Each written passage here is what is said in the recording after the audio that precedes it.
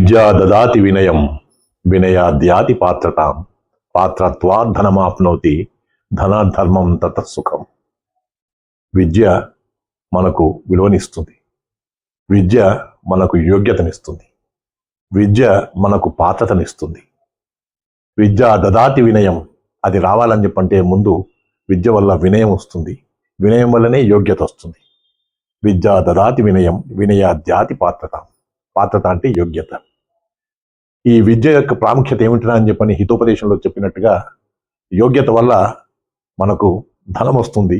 ధనాధర్మం, తర్వాత ధర్మాన్ని మనం కాపాడుకుంటాం. ధనాధర్మం తతఃసుఖం. మనిషికి విద్య వల్ల వినయం వస్తుంది. వినయం వల్ల యోగ్యత వస్తుంది. యోగ్యత వల్ల ధర్మం వస్తుంది.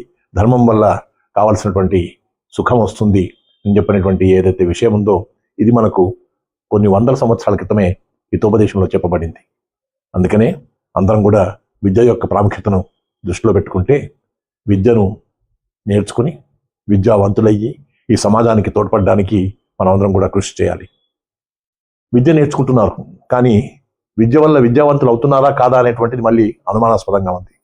విద్యావంతులు అయినటువంటి వాళ్ళకి గర్వం కానీ అహంకారం కానీ ఇవి పనికిరావు. ఏ రకమైనటువంటి స్థితిలో కూడా ఈ సమాజానికి నేను ఉపకరిస్తాననేటువంటి అభిప్రాయంతో తాము విద్యావంతులమైతే వారి వల్ల ఈ సమాజం ఉద్ధరింపబడుతుందని నా విశ్వాసం. అందుకనే విద్య ఉండాలి, యోగ్యత ఉండాలి, ధనం ఉండాలి, ధర్మం ఉండాలి, తాము సుఖించాలి, 10 మందిని సుఖపెట్టాలనేటువంటి అభిప్రాయంతో జీవించే వాళ్లే ధన్యులు. ఈ రోజుల్లో విద్యని వ్యాపారాత్మకంగా చేస్తున్నటువంటి పరిస్థితి కాబట్టి, విద్యా హృద్యాపి సా విద్య వినయ సంపదం అని చెప్పని, విద్య ఎంత హృద్యంగా ఉన్నా ఎంబీఏలు చదవచ్చు, ఎంఎస్సీలు చదవచ్చు, ఎంకామ్ చదవచ్చు, ఎంఏ చదవచ్చు, ఎంబీబీఎస్ చదవచ్చు, బీఈలు చదవచ్చు, రకరకాలైనటువంటి డిగ్రీలు సంపాదించవచ్చు. కానీ ఎంత చదువుకుంటే అంత వినయం ఉంటే వాళ్ళ జీవితంలో శోభిస్తారు, రాణిస్తారు అనేటువంటిది జీవిత సత్యం. అందుకనే విద్యతో పాటు వినయాన్ని కూడా పెట్టుకుంటేనే ఆ విద్యకు విలువ ఉంటుందనేటువంటిది కూడా మనం దృష్టిలో పెట్టుకోవాల్సి వస్తుంది. విద్య వినయాన్ని రెండింటిని కూడా అలవర్చుకున్నటువంటి విద్యార్థులు ఎవరైతే ఉన్నారో వాళ్ళు మెరుగైనటువంటి పిల్లలు, సమాజానికి పనికొచ్చేటువంటి సభ్యులుగా ఉండడానికి అవకాశం ఉంటుందని పెద్దల మాట.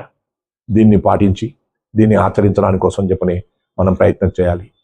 వస్త్రేణ వపుష వాచ విద్యయ వినయేనవా అని చెప్పని, మనిషికి వస్త్రం ఉంటుంది, మనం తప్పకుండా బట్టలు ధరించాల్సిందే.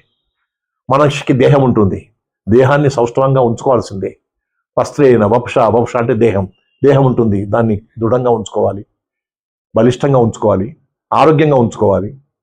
వపుష వాచ, ఆ తర్వాత మాట చాలా గొప్పగా మాట్లాడాల్సి వస్తుంది. మాట వినయంగా ఉండాల్సి వస్తుంది. మాట విలువగలిగినట్టుగా ఉండాలి. మాట మైత్రిని కలుపుతుంది. మాట శత్రుత్వాన్ని ఇస్తుంది. మాట మనల్ని దూరం చేస్తుంది. మాట మనల్ని కలుపుతుంది.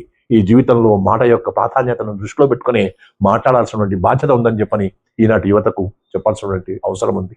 అందుకే వస్త్రేణ వపుష వాచ విద్యయ, అప్పుడు కానీ నువ్వు ఎంఏనా బిఏనా ఐఏఎస్ఆ ఐపీఎస్ అని అప్పుడు అడుగుతారు. కానీ అంతవరకు నీ యొక్క శరీరాన్ని, నీ యొక్క బట్టల్ని, నీ యొక్క వేషధారాన్ని, వస్త్రధారాన్ని, నీ వినయాన్ని ఇవి చూస్తారు.